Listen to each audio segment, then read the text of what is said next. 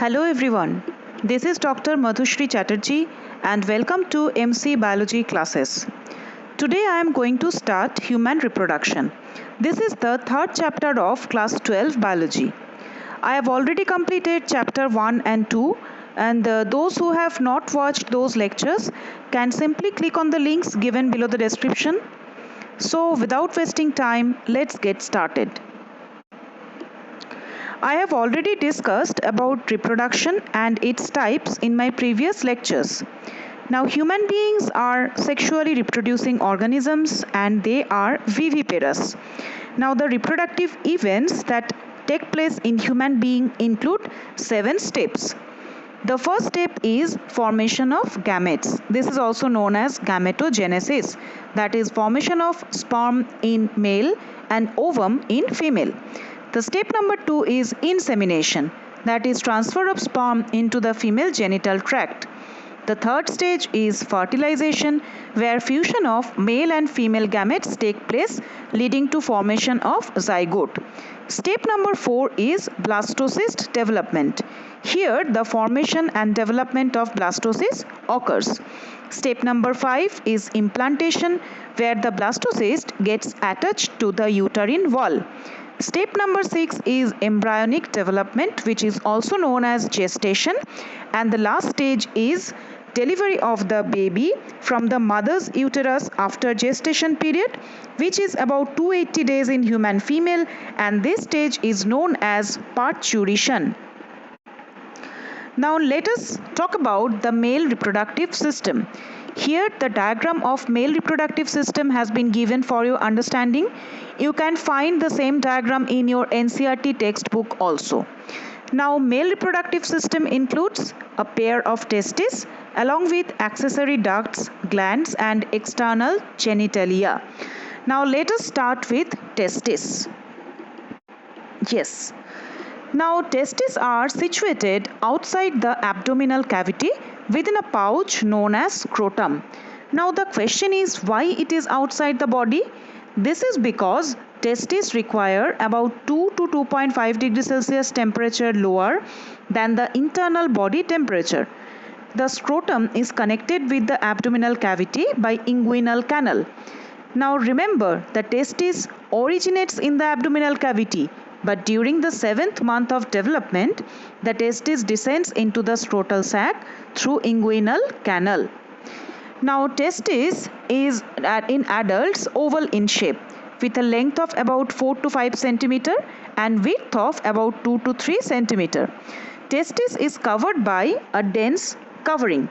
It contains basically 3 layers. The outermost layer is tunica vaginalis, the middle layer is tunica albuginea, and the inner covering is known as tunica vasculosa.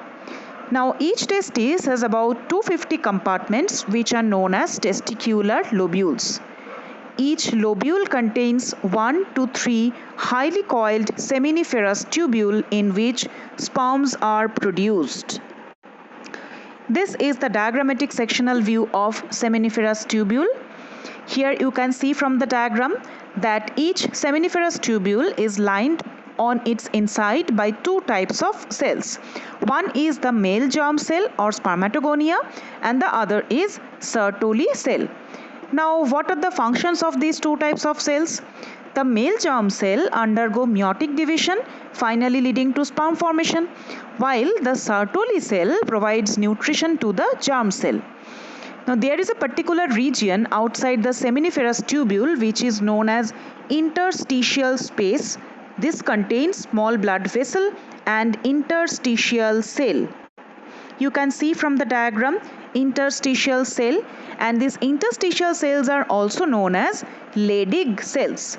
Now Leydig cells synthesize and secrete testicular hormones which are called androgen. Now here the diagrammatic view of male reproductive system has been shown. Now the male sex accessory ducts include retitestis, vasa efferentia, epididymis and vas deferens. The seminiferous tubule of the testis, as you can see from the diagram, open in the vasa efferentia through retitestis. Now the vasa efferentia leave the testis and they open into epididymis located along the posterior surface of each testis. Now the epididymis leads to vas deferens that ascends to the abdomen and loops over the urinary bladder. It receives a duct from the seminal vesicle and opens into urethra as the ejaculatory duct. This duct stores and transports the sperm from the testis to the outside through urethra. Now remember, urethra is much longer in male than in female, and urethra includes three parts: prostatic urethra that carries urine only, membranous urethra that is the smallest part of urethra which carries both urine and semen, and penile urethra present in the penis which also carries both urine and semen. External opening of the urethra is called urethral meatus. This is the male sex accessory ducts that I have just mentioned, that is retitestis, vasa efferentia, epididymis and vas deferens. You need to memorize the names. Our next topic of discussion is male accessory glands. It consists of a pair of seminal vesicle, a prostate and a pair of bulbourethral gland. Now let us start with seminal vesicle. Seminal vesicles produce an alkaline secretion which forms 60% of the volume of semen. Now the secretion of seminal vesicle contain fructose and prostaglandin. Fructose is a source of energy for the sperms because obviously sperms do need energy because they have to move. The next one is prostate. Prostate is a single gland.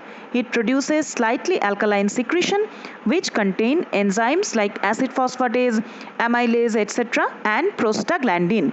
And remember, its secretion forms 25% of the volume of semen.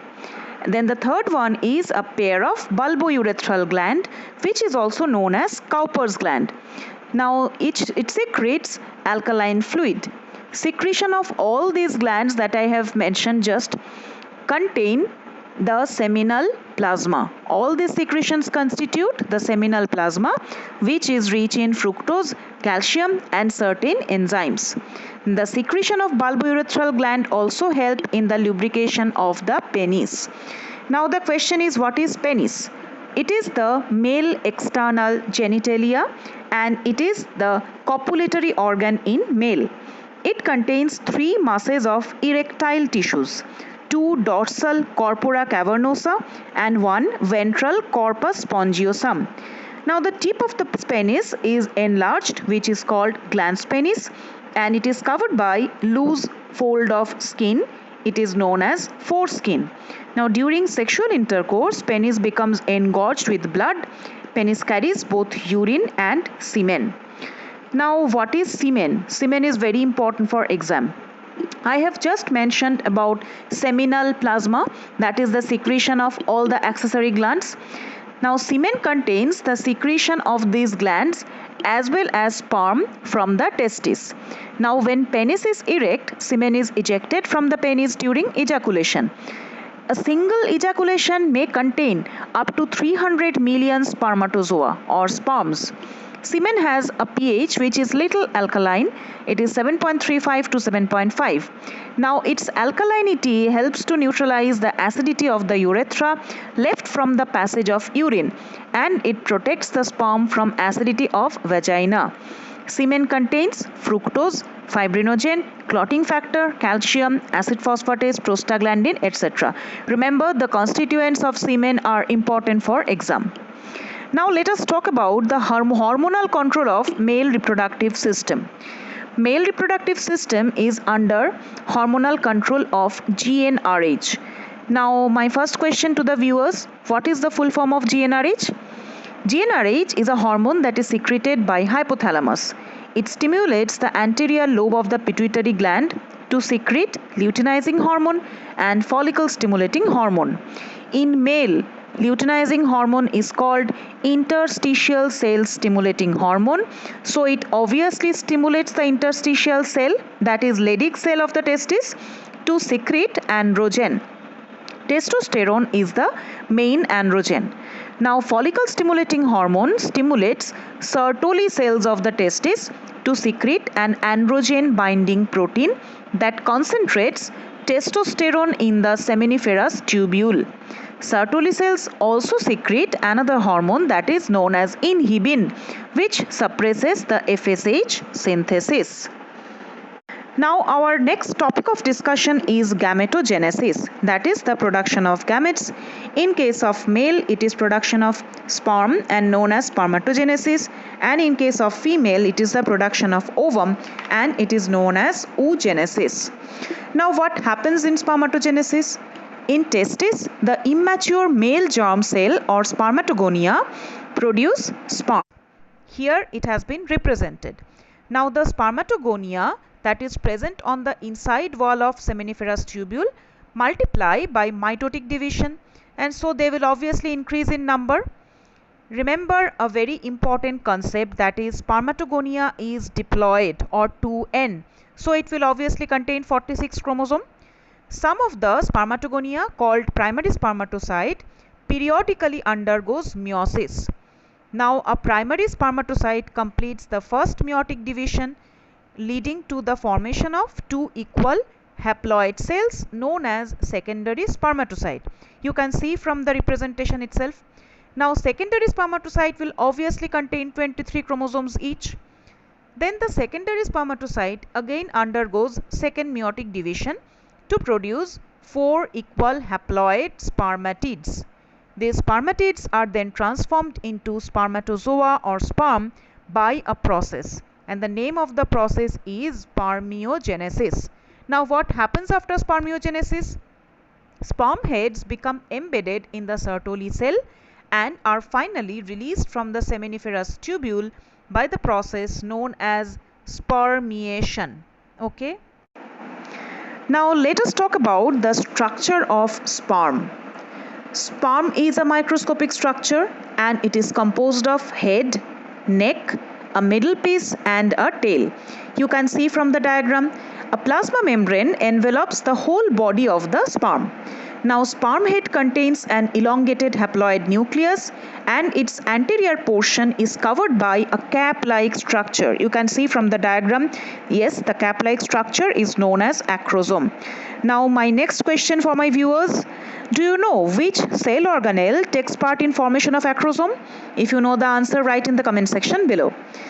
The acrosome is filled with enzymes that help in fertilization of the ovum. Next, talk about the middle piece. Middle piece possesses numerous mitochondria which produce energy. Yes, energy is required for the movement of tail to facilitate sperm motility, essential for fertilization.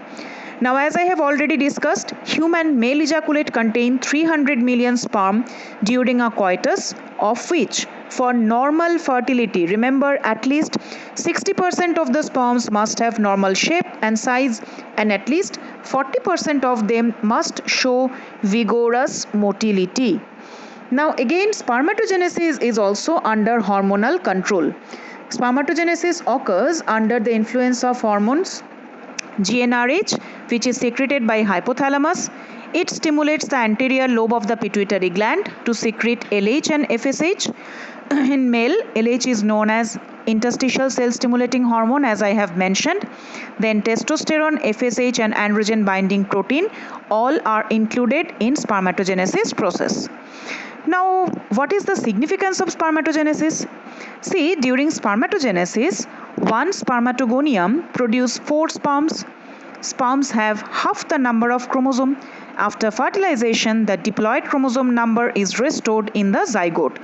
So, in order to maintain the chromosome number in the species, it is required. Let us discuss some important points for NEET now. First is sperm lysine. What is that? Sperm lysines are the various chemicals collectively present in the acrosome. Next is Nebenkern. It is the mitochondrial spiral present in the middle piece of sperm. Spermiogenesis is the process of transformation of spermatid into spermatozoa. Then male menopause, it's very important. See, there is no such particular point of which can be described as male menopause, but Androgen deficiency in aging male, that is ADAM, is also regarded as menopause. Then anti-Mullerian hormone or AMH.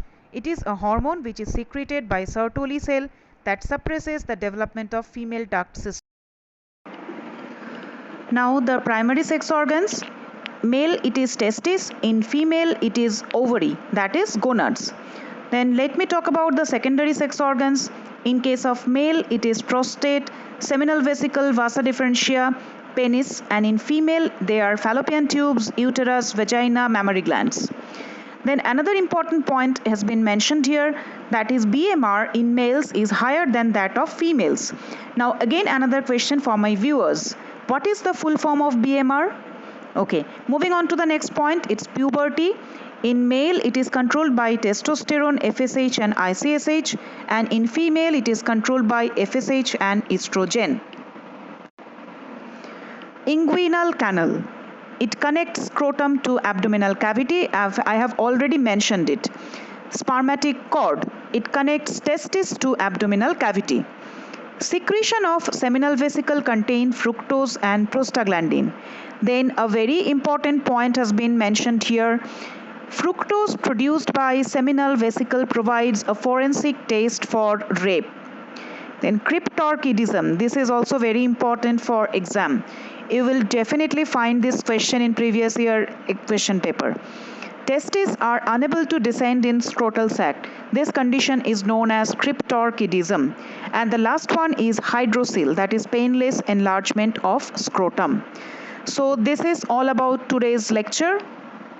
Thank you for watching. If you have any query, please write in the comment section below. Thank you so much.